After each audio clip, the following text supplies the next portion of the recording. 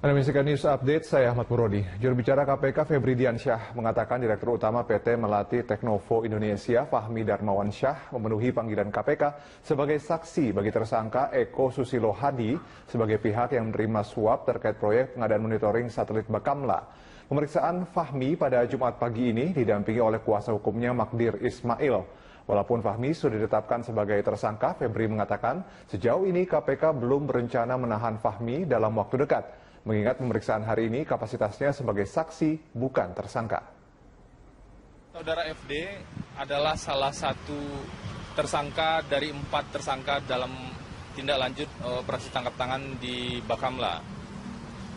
Dijadwalkan sebenarnya diperiksa kemarin sebagai saksi untuk tersangka ESH. Namun kemarin tidak datang dan minta dijadwal ulang, dan hari ini informasi yang kami terima saudara FD sudah datang didampingi oleh penasihat hukum. Apa pemeriksaan dan tindak lanjutnya seperti apa nanti akan disampaikan perkembangannya segera.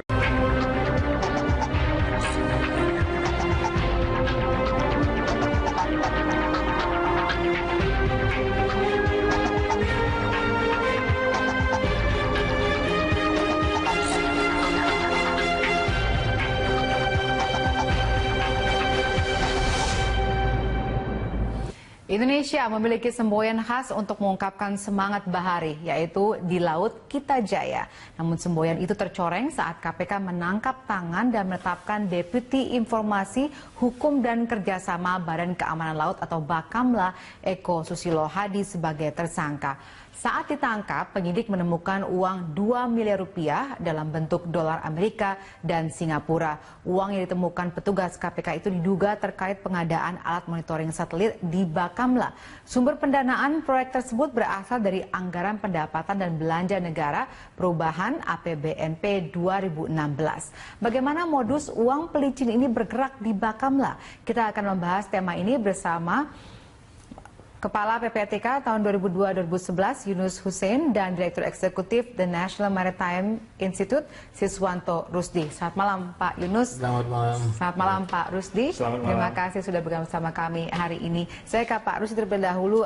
Kalau kita melihat tadi kan punya semboyan sebenarnya di Laut Kita Jaya, tapi ternyata ini ada kasus yang mencorengnya. Kalau Anda melihatnya, mengapa ini bisa terjadi? Apa yang menyebabkan ini kasus-kasus seperti ini bisa terjadi? Apa memang basah sekali dalam tanda kutip di sana? Laut memang basah. Jadi satu kapal kan miliaran harganya. Jadi itu sendiri membuat proyek di laut itu besar.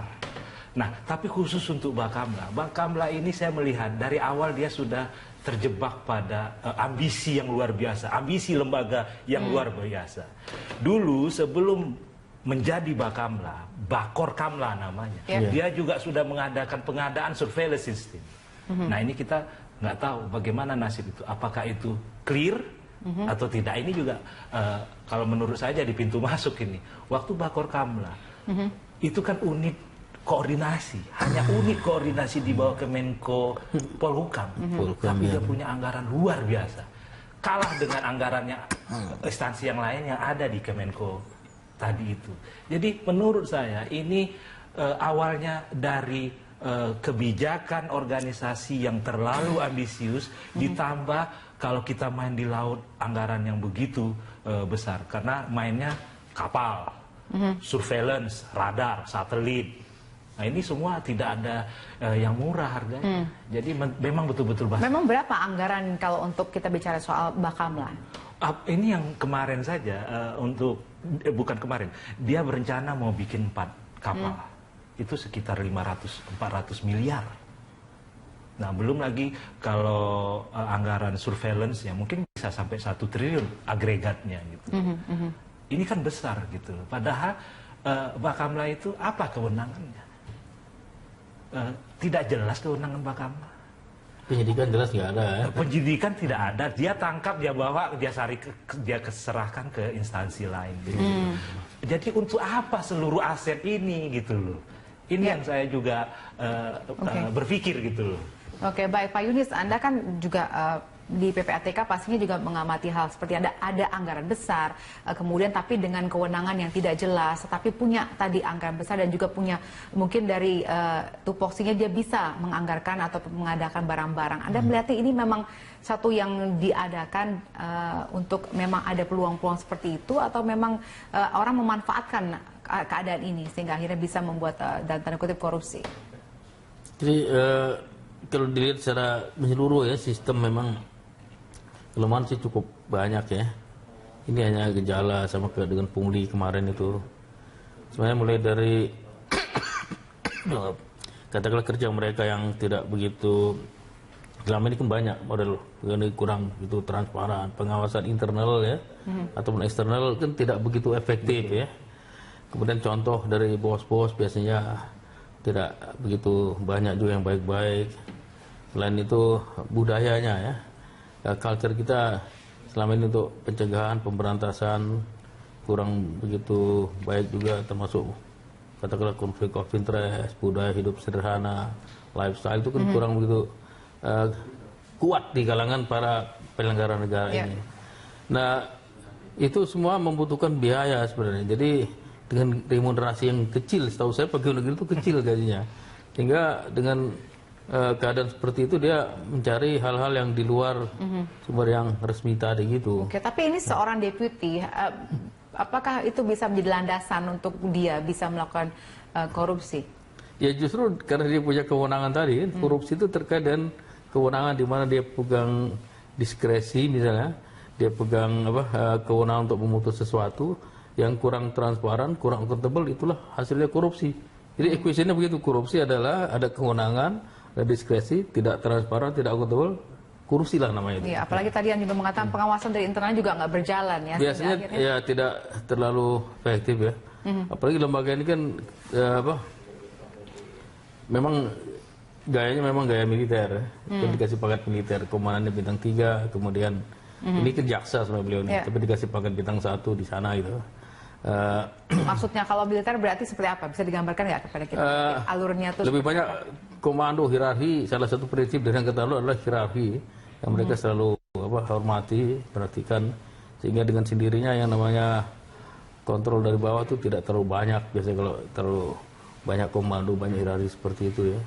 Kemudian yang lain lagi, saya melihat sistem pengadaan kita agak nggak gitu bagus, walaupun sudah e-procurement, tapi tidak dilarang adanya pertemuan antara si pejabat dengan si pengusaha. Kalau di Korea, e-procurement dilarang ketemu sama sekali. Jadi fully electronic procurement. Nah, kemudian kita juga di sini kayaknya perlu pembatasan transaksi tunai.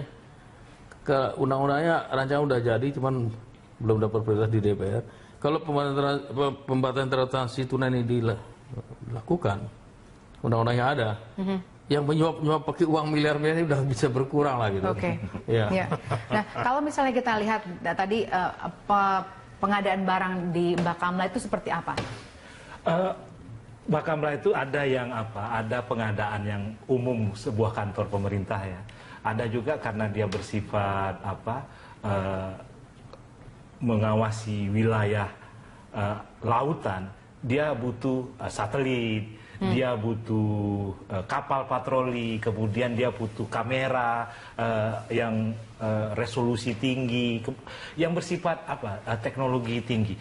Namun juga berarti biaya juga besar. Iya, kalau nanti misalnya jadi pengadaan pesawat misalnya, kita akan terkejut juga melihat Bakamla main pesawat gitu loh. Akan sampai ke sana pengadaan mereka itu. Pesawat, helikopter gitu. Kalau lihat kewenangannya memang ke sana, dia patroli keamanan dan keselamatan di laut.